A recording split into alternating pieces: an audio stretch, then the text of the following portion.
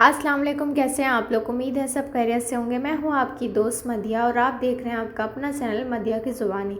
आज मैं आपके लिए लेकर आई तुझ संग मेरी बहार का लास्ट एपिसोड। तो चलें शुरू कर रहे हैं। शुरू करने से पहले मेरे चैनल को लाइक कीजिए, शेयर कीजिए और सब्सक्राइब कीजिए। बेल आइकन का बटन दबाना मत भूलिएगा, जिससे मेरी हर नई आने वाली वीडियो आपको सबसे पहले मिलेगी। तो चलें शुरू करते हैं। वो कब से छत पर बैठी गहरी सोच में थी जब हारून ने आकर उसका कंधा हिलाया। उसके साथ चांद भी था। क्या सोच रही हो, इतनी देर से यहाँ बैठी तुम? उसने दूसरी कुर्सी पर बैठे पूछा। चांद भी एक कुर्सी संभाल चुका था। बस यही सब कुछ, आखिर ये मसला शुरू कब हुआ? उसने सोचते सोचते पूछा। जहाँ तक मुझे लगता है ये मसला तब शुरू हुआ जब खाला तस्नीम अपने बेटे का रिश्ता लेकर आई थी हमना के लिए, उसने बताया। क्या वो रिश्ता लेकर आई थी? फिर क्या हुआ उसके बाद? वो दोनों हैरान हुए, ना बिना सोचे रह सके। उसके बाद अब्बू ने इनकार कर दिया, क्योंकि खाला का छोटा बेटा जिसका रिश्ता लेकर आई थी, वो उसके बारे में गांव में बहुत अफवाहें उड़ी हुई थी कि वो गैर कानूनी मकामों में मसरूफ़ है। लेकिन खाला कभी मानती ना थी ये बात। खाला ने इनकार पर काफ़ी शोर डाला था और नाराज़ हो गई थी, लेकिन फिर काफ़ी अरसे बाद खुद ही दोबारा इधर आना जाना शुरू कर दिया। सबसे बहुत मीठी होकर मिलती हैं, यहाँ तक कि अम्मी को भाभी के ख़िलाफ़ करने वाली भी यही है। और ये अब सुनकर किसी सोच में पड़ गए थे। मतलब इन सब हालत में कहीं ना कहीं खाला का हाथ हो सकता है। हारून ने अपना खदशा जाहिर किया। लेकिन मुझे तो पूरा यकीन है कि हो ना हो खाला ही कुछ गड़बड़ कर रही है, मारवी ने यकीन से कहा। इस दिन वाली खाला की सब बातें याद आ रही थी। हो सकता है, लेकिन हम बिना किसी सबूत के किसी पर इल्ज़ाम नहीं लगा सकते, मारवी, हारून ने कहा। तो तुम हम सबूत ढूंढते हैं? वैसे भी हो, मुझे इमरान सीरीज़ पढ़कर बचपन से ही जासूस बनने का बहुत शौक़ है, लेकिन मौका कभी ना मिला। मगर मुझे लगता है अब वो मौका आ गया है कि अब अपने अंदर छुपे हुए जासूसी की जरासीम काम में लाऊं। इसने संजीदगी से बात करते करते अचानक की अपनी पुरानी टून में बात की तो चांद और हारून हंसे बगैर न रह सके। चलें फिर जासूस साहिबा, लग जाएं काम पर, हारून ने हंसते हुए कहा। रात का ना जाने कौन सा पहर था कि हारून को लगा कि इसे कोई बहुत ज़ोर से झंझोड़ रहा है। थोड़ा नींद से बेदार होने पर उसे पता चला कि मारवी इस पर झिकी हुई उसे उठा रही है। क्या बात है मारवी, तुम सोई नहीं? अभी मुझे भी उठा दिया, वो नींद से बंद होती आंखें बमुश्किल खोलता हुआ बोला। सो रही थी, लेकिन अचानक मुझे एक बात याद आई जो कि आपको बताना भूल गई थी, क्योंकि तब मुझे ये इतना अहम नहीं लगती थी, इसने पुरजोश लोशे में बताया। अच्छा, ऐसी क्या बात है? उसने पूछा।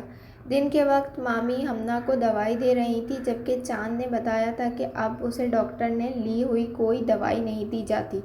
यही बात मैंने मामी से पूछी तो उन्होंने पता है क्या कहा। उसे हर बात में ऐसे सस्पेंस डालने की आदत थी। बात करते करते अचानक रुक कर मुकाबल से पूछने लगती कि आखिर वो क्या बात कर रही है, बताओ। क्या? हारून ने वैसे ही लेटे लेटे पूछा। उन्होंने कहा ये दवाई खाला तस्नीम ने दी के जाती हैं उन्हें, जो कि वो एक बहुत पहुँचे हुए पीर साहब से लेकर आती हैं। मेरे मज़ीद पूछने पर उन्होंने बताया कि पिछले 1 महीने से ये दवाई हमना को दी जा रही है, और आपको इस बात का इल्म है तो ये हमना की ऐसी हालत पिछले 1 महीने से ही ज़्यादा ख़राब है। इसने तफसील से बात बताई और इसे नज़रों से देखा। मतलब हमारा शक बेवजह नहीं था जा रहा खाला पर, लेकिन अब ये बात कंफर्म कैसे करें हम? हारून ने फिर सोच अंदाज में कहा। पहले तो हम अमना को दी जाने वाली दवाई वाली पुड़िया इसे देना बंद करानी होगी। हारून ने मज़ीद कुछ पूछने से एक बात की तरफ तवज्जो दिलाई। हाँ, इस बात पर होना तो फौरी ज़रूरी है अमल। वैसे आप पर भी मेरा काफ़ी अच्छा असर पड़ रहा है, पूरे जासूस होते जा रहे हैं, मारवी ने इसे दाद देते हुए कहा, जिस पर वो हंस दिया और करवट बदलकर आंखें बंद करके ये कहता सो गया। बाकी की जासूसी सुबह करना, अभी सो जाओ। वो भी अगले लम्हा अमल तरतीब देते देते सो गई। अगले दिन दूसरे शहरों से आने वाले मेहमान आना शुरू हो चुके थे, तो हवेली पर छाई अफसरदगी सी खामोशी जो कुछ कम हुई थी। मामी भी جو کل بھی بھابھی کو جہاں دیکھتی بس باتیں سنانے لگ جاتی تھی، تو اب وہ مہمانوں میں مصروف ہو چکی تھی اور بھابھی نے کچھ سکون کا سانس لیا تھا۔ دوسری طرف ماروی نے ہارون کی ہدایت پر ہر وقت آمنہ کے ساتھ رہنا شروع کر دیا تھا۔ ایک دو بار مامی نے اسے خالہ کی دی ہوئی دوا کھلانے آئی تو ماروی نے انہیں کہہ دیا، آمنہ کو دوا کھلا دی گی، آپ بس مہمانوں پر توجہ دیں۔ وہ سرابت میں ہلا کر چلی گئی، جس کے بعد ماروی نے وہ دوا والی سب پوڑیاں جا کر ڈسٹ بن میں پھینک دی، جسے آمنہ نے حیرانگی سے اسے دیکھا۔ اس کے دیکھنے پر ماروی نے اسے ہنستے ہوئے کہا، ٹھیک ہونا ہے یا نہیں؟ اگر ہونا ہے تو بس مجھ پر یقین رکھو۔ ماروی کے ادھر ادھر کی باتوں میں لگ کر آمنہ کافی پرسکون ہو چکی تھی۔ اس نے تو خالہ تسنیم، جو کہ 2-3 چکر یہ کہہ کر حویلی لگا چکی تھی کہ شادی والا گھر ہے، 1000 کام ہو سکتے ہیں، جس پر مامی ان کی بہت مشکور تھی، تو ان کو بھی اس نے آمنہ سے ملنے کی خواہش کو یہ کہہ کر روک دیا کہ وہ سوئی ہوئی ہے، ابھی آرام کر رہی ہے، بعد میں مل لیجیے گا۔ رات کی ڈھولکی کے فنکشن میں کافی شور شرابہ ہوتا رہا۔ ماروی ہلکے بیج کلر کے فراک میں، جس پر سفید موتیوں کا کام کافی اچھا لگ رہا تھا، زیب تن کیے تھی، سب مہمانوں سے ملتی ملاتی ادھر ادھر گھومتی، ڈھولکی بجاتی، لڑکیوں کو مختلف گیت گاتے دیکھ کر کافی انجوائے کر رہی تھی۔ ہاں تو بیوی صاحبہ، آج بہت خوش لگ رہی ہیں، لگتا ہے یہ جگہ آپ کو راس آ گئی ہے۔ وہ کسی کام سے عورتوں کے ہجوم سے باہر آئی تو باہر لان میں سب انتظام دیکھتے ہارون نے ہنستے ہوئے اس سے پوچھا، مجھے تو ہر جگہ راس آ جاتی ہے جہاں مجھے کچھ اچھے لوگ مل جائیں شوہر صاحب۔ اس نے بھی اسی انداز میں جواب دیا۔ اچھا تو ایسا کیا اچھا لگ گیا آپ کو تمہیں ادھر؟ اس نے ایسے پوچھا۔ مجھے ادھر بہت مزے کے کھانے بنا کر کھلانے والی مامی، دوستوں جیسے ماموں اور بھائیوں جیسا چاند اور ایک مسٹری حل کرنے والا چانس مل گیا۔ اس نے بالوں پر لگا کلپ ٹھیک کرتے مزے سے جواب دیا۔ مجھے پورا یقین ہے زیادہ خوشی اس مسٹری کے حل کرنے کی ہے تمہیں۔ اس بات پر تو وہ بنا کچھ کہے بس مسکرا دی۔ تبھی چاند ان کے پاس آیا اور آہستہ سے کچھ کہا، جس پر دونوں کے چہروں پر تھوڑی دیر پر خاموشی چھائی، خوشی کی جگہ سنجیدگی لینے لگی۔ کچھ دیر بعد وہ تینوں حویلی کے پیچھے کھیتوں کے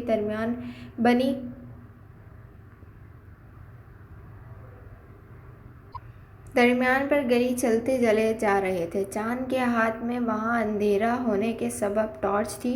اس کے پیچھے ہارون اور چند قدم پیچھے اپنی سر پر لی چادر سنبھالتی ماروی تھی۔ کب تک ہم یوں ہی چلتے رہیں گے چاند؟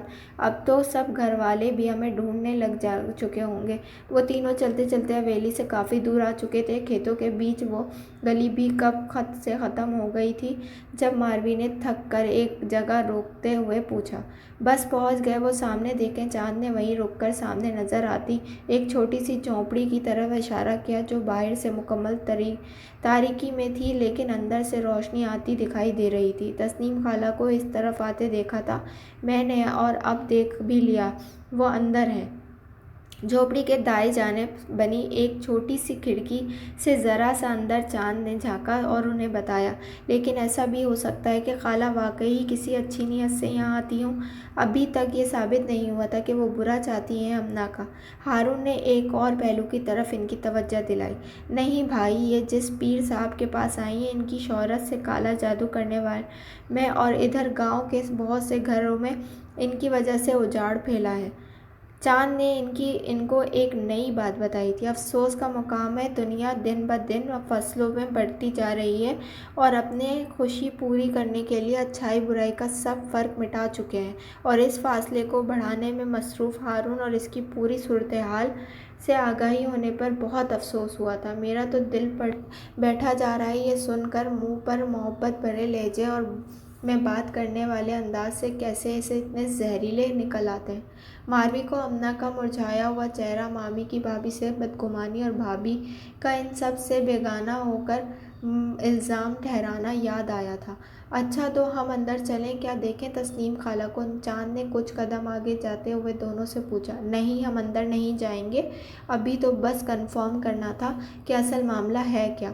ہارون نے کہا، بس اب ہمیں ایک موقع کی ضرورت ہے تاکہ اب مامی کی غلط فہمی دور کی جا سکے، سب کو پتہ چل جائے کہ اصل معاملہ کیا ہے۔ وہ تینوں جیسے دبے پاؤں آتے تھے ویسے ہی واپسی راستے پر جاتے جاتے اگلے قائلہ عمل تیار کرتے جا رہے تھے، جبکہ اندر پیر بابا کے بالکل سامنے بیٹھی خالہ اپنے اعمال کو بلائے دوسروں کی زندگیوں کو تباہ کرنے کا سوچ کر بھی بالکل پرسکون تھی۔ کہاں چل گئے تھے تم لوگ اور ہم ادھر اتنی دیر سے پریشان ہو رہے؟ جب وہ تینوں حویلی واپسی لوٹے تو ڈھول کی بجائے لڑکیاں، باتیں کرتی مہمانیں، عورتیں اور لان میں انتظامات کرتے ملازم کچھ بھی اب وہاں نہ تھا۔ بس ماموں، مامی اور شاہنواز بھائی پریشان بیٹھے تھے۔ مامی یہ ماروی ضد کر رہی تھی کہ اسے رات کے وقت کھیتوں میں نظر آتے جگنو دیکھ رہے ہیں تو ہم بس وہاں چلنا پڑا۔ ہارون نے بہت معصومیت سے سارا ملبسہ اس پر ڈال دیا تھا، جس پر اس نے اپنی حیرت چھپائی اور بولی، جی ماموں، مجھے بہت شوق ہے جگنو دیکھنے کا، لیکن دیر ہارون کی وجہ سے ہوئی۔ یہ جگنو کو پکڑ کر گھر لانا چاہتے تھے، اس نے بھی بدلہ لیا۔ واپسی گھر پاس کھڑا چاند ان کی باتوں میں چھوڑ کر نظر بچا کر وہاں سے کب جا چکا تھا، نہیں تو مامی نے کھری کھری سنانی پڑی تھی۔ اچھا بس کرو تم لوگ ایک دوسرے پر الزام لگانا اور جاؤ سو جاؤ، صبح اتنے کام ہیں لیکن کسی کو پرواہ ہی نہیں ہے، مامی نے ان دونوں کو نوک جھونک سے اکتا کر کہا، جس پر وہ دونوں اپنی ہنسی دبائے اندر کی جانب چلے گئے۔ اگلے دن مہندی کے فنکشن کی تیاریاں اپنے عروج پر تھیں، جو مہمان آنا باقی تھے وہ بھی آ چکے تھے، اور شادی والے گھر میں اینڈ تک کوئی نہ کوئی کام رہ ہی جاتا ہے۔ اسی طرح مامی کو آج بہت سے ادھورے کام یاد آ رہے تھے اور چاند کی شامت آئی ہوئی تھی۔ مامی نے اس کی اور ہارون کی دوڑیں لگائی ہوئی تھیں۔ چاند کو ساتھ ساتھ تانے بھی مل رہے تھے اور ماروی مامی کے ساتھ بیٹھی سب دیکھ کر ہنستی جا رہی تھی۔ کوئی نہیں، یہ سب تانے تو اپنا فرض سمجھ کر وصول کرتا ہے۔ ڈھٹائی کی حد ختم تھی اس پر۔ ہارون ادھر ادھر کے کئی چکر لگا کر اب گرنے کے انداز سے اس کے پاس آ کر بیٹھا تھا تو خوب مزہ آ رہا تھا۔ پھر شادی پر آ کر آپ کو؟ ماروی نے چھیڑنے کے انداز میں پوچھا۔ مزے تو بھائی تمہارے ہیں، آرام سے ادھر بیٹھی باتوں پر باتیں کیے جا رہی ہو۔ اس نے پاس پڑا دوپٹہ اٹھا کر دیکھا، جس پر ماروی مامی سے گوٹا لگانا سیکھ رہی تھی۔ باتیں کہاں کر رہی تھی، مامی سے بھابھی کی برائیاں سن رہی تھی۔ اس نے کہا، اچھا تو تم نے سن کر گناہ کیوں اپنے سر لیا، منع نہیں کیا انہیں؟ اور اس کا جواب جانتا تھا کہ لیکن پھر بھی پوچھ لیا۔ نہیں، میں بھابھی کی طرف سے ان کا دل صاف کرنے کی کوشش کر رہی تھی، لیکن بدگمانی بہت بری چیز ہوتی ہے، ہمیں اندھا کر دیتی ہے۔ ہم نے چاہتے ہوئے بھی ایک صحیح چیز کو غلط ثابت کرنے پر لگ جاتے ہیں۔ اس نے سنجیدگی سے جواب دیا۔ خیر آج دوڑ ہو جائے گی، اس کی سب غلط فہمیاں، سب ٹھیک ہو جائے گا، ہارون نے یقین سے کہا اور وہاں سے اٹھ کر ماموں کی آواز پر ان کے پاس چلا گیا۔ پیچھے ماروی نے زیر لب انشاءاللہ کہا۔ مہندی کا فنکشن لان میں تھا، جہاں سب تیاریاں مکمل تھیں۔ ہمنا کو تیار کر کے کام اس کی سہیلیوں نے اپنے ذمے لیا تھا اور کچھ گھنٹوں بعد کچھ پیلے اور پنک کلر کے امجاز کے شلوار سوٹ پہنے سجی سنوری سی ہمنا لان میں پھولوں سے سجے اسٹیج پر موجود تھی۔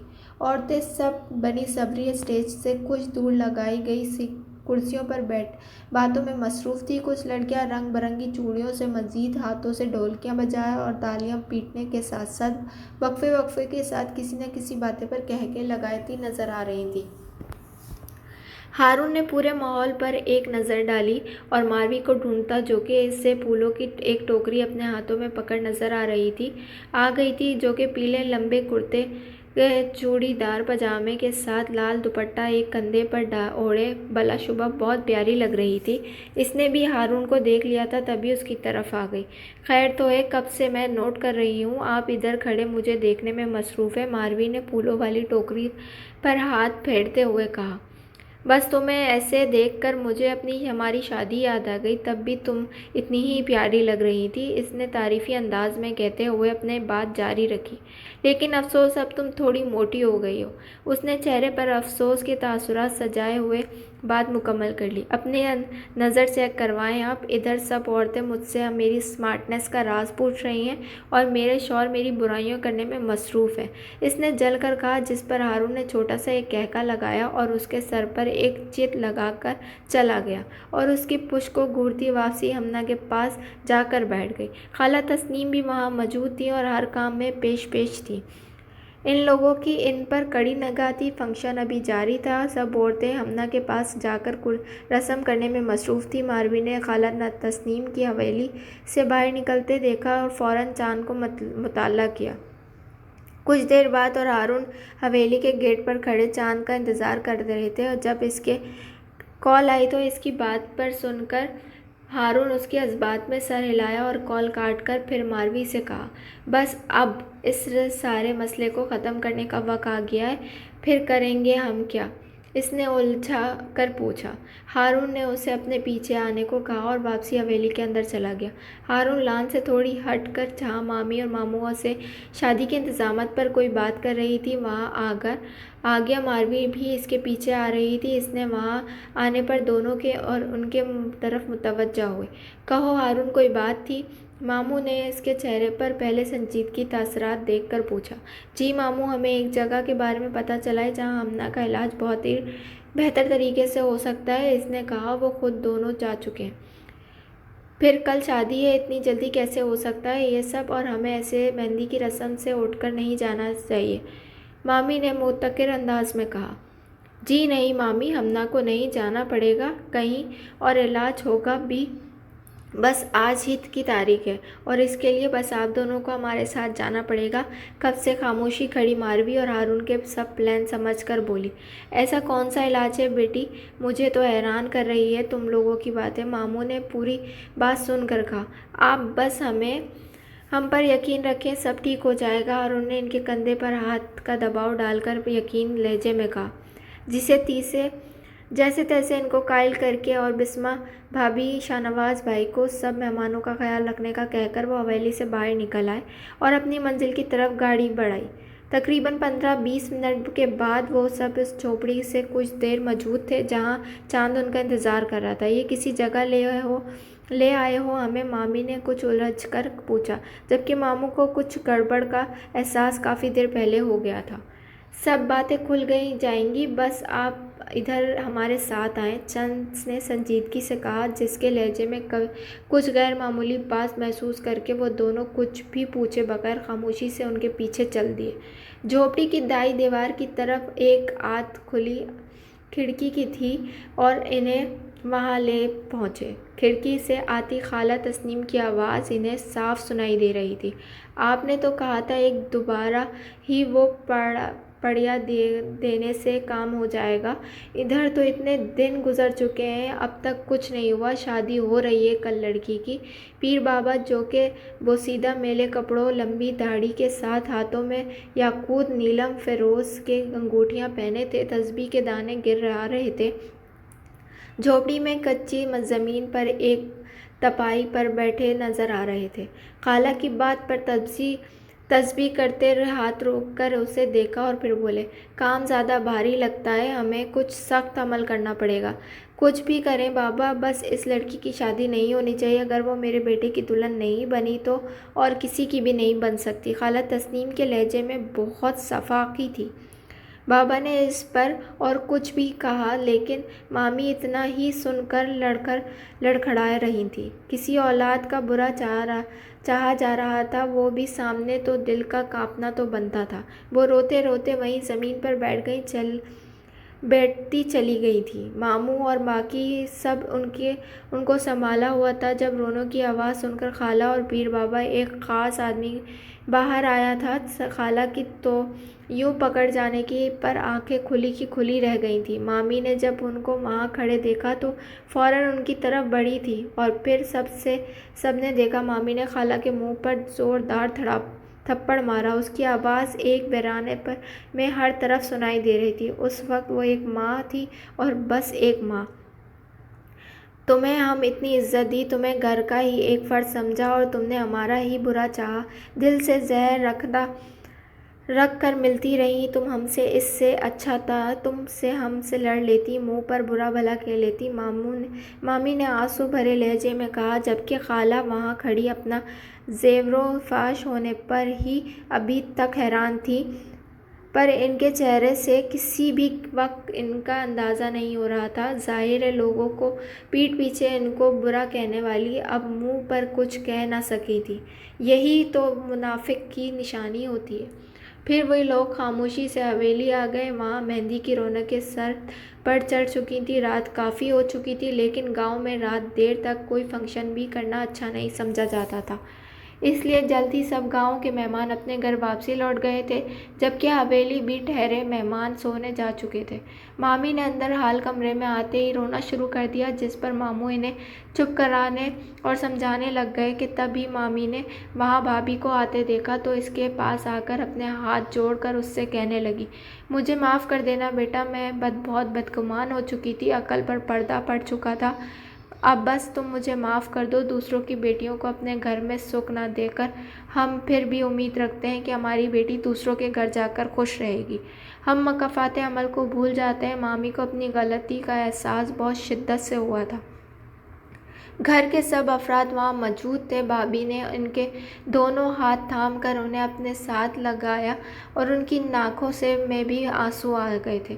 ماموں، آپ کو جھوٹ بول کر اس جگہ لے جانا پڑا، اس لیے معذرت، ہارون نے نادام سے لہجے میں کہا۔ کوئی بات نہیں بیٹا، اچھا کیا تم لوگوں نے ہمیں لے گئے، کم از کم اب یہ مسئلہ حل تو ہوا، اور اگر تم ہمیں بات بتا کر لے جاتے تو شاید ہم کبھی نہ جاتے۔ ماموں نے اس کے کندھے پر تھپکی دے کر کہا، ہاں، اگر ہمیں تو پتہ پہلے ہی سب بتاتے تو ہم کبھی یقین نہ کرتے۔ مجھے سمجھ نہیں آتی لوگ اپنے شفاق کیسے بھول جاتے ہیں، ماموں نے افسوس سے کہا۔ مامی، لوگ اس سے بھی زیادہ شفاق ہوتے ہیں اور انہیں شفاق ہم بناتے ہیں۔ ذرا سا کوئی ہمیں آ کر اگر کسی کے خلاف بھی کچھ کہتا ہے تو ہم یقین کر لیتے ہیں اور یہ سوچے بغیر کہ کسی کے بارے میں غلط گمان کرنا کتنا غلط ہے۔ ماروی نے سنجیدگی سے کہا، بات شروع کی جا رہی تھی، یہی نہیں بلکہ ہم پھر اس انسان کو پوری زندگی برا سمجھتے گزار دیتے ہیں، اور اگر وہ انسان ہمارے گھر کا ہی ایک فرد ہو تو گھر کا ماحول اس سے متاثر ہو جاتا ہے، جیسے ان دنوں ہم سب نے دیکھا۔ ماروی بالکل ٹھیک کہہ رہی ہے، میں تو جب یہاں آیا اور ادھر جن لوگوں کے تو بچپن سے اتنا منصور دار تھا دیکھا تھا، ان کو ایک دوسرے سے بدگمان دیکھ کر مجھے بہت افسوس ہوا۔ اور دوسری بات، آپ لوگوں سے اللہ پر توکل کیوں نہیں کیا؟